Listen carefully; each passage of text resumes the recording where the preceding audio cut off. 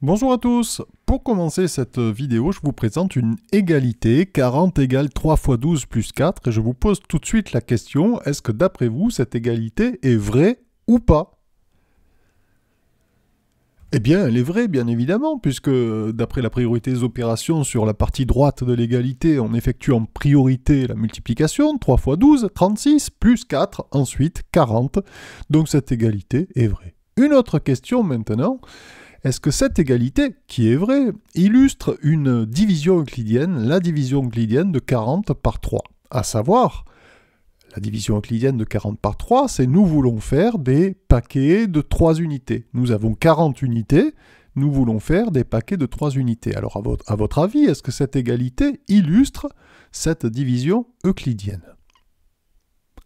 Alors, pour répondre à cette question, je vais appeler des chevaux. Vous en avez 40 sous les yeux, 40 chevaux, et nous allons essayer de faire ce que nous dit cette égalité. Cette égalité, elle nous dit 3 fois 12 plus 4, ça signifie 12 paquets de 3 unités, et ensuite 4 chevaux. Alors nous allons créer 12 paquets de 3 chevaux.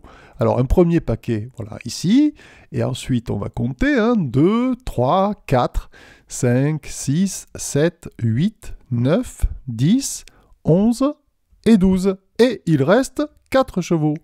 Est-ce que ceci vous paraît cohérent? Bien sûr que non, bien sûr que non, parce qu'avec les 4 chevaux qui restent, on pourrait très bien faire un 13e paquet, comme ceci, et nous avons donc, sous les yeux, une égalité qui est vraie, mais qui n'illustre absolument pas la division euclidienne de 40 par 3. Alors à votre avis, maintenant qu'on a tout ceci sous les yeux, est-ce que vous pourriez me dire quelle est la véritable égalité qui illustre la division euclidienne de 40 par 3?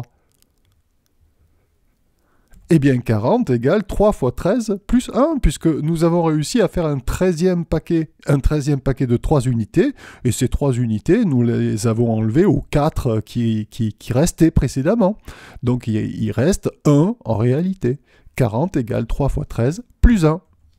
Alors maintenant, avec cette même égalité, une autre question. Cette égalité illustre-t-elle, à votre avis, la division euclidienne de 40 par 12? Eh bien oui, parce que si nous voulons la division euclidienne de 40 par 12, c'est bien que nous voulons faire des paquets de 12 unités, ici présentement de 12 chevaux. Alors des paquets de 12 chevaux, quand nous en faisons 3, comme je suis en train de faire 1, 2 et 3, il reste 4 chevaux, me dit l'égalité, et avec ces 4 chevaux-là, je ne peux absolument pas faire un autre paquet de 12. Donc oui, cette égalité illustre bien la division euclidienne de 40 par 12.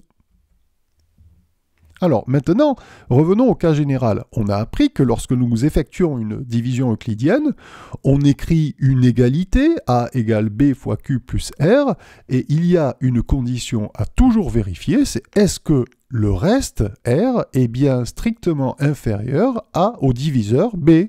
Alors, nous avons vu par exemple ici que 40 était bien égal à 3 fois 12 plus 4, cela ne fait aucun doute, cette égalité elle est vraie, mais elle ne correspond pas forcément à une division euclidienne. Par exemple, elle ne correspond pas à la division euclidienne de 40 par 3. Pourquoi? Tout simplement parce que le supposé reste 4 est supérieur ou égal au diviseur, ce qui n'est pas possible. Par contre, nous avons vu aussi que cette égalité correspondait à la division euclidienne 40 par 12, parce que là, cette fois-ci, bien sûr, le reste 4 est strictement inférieur à 12.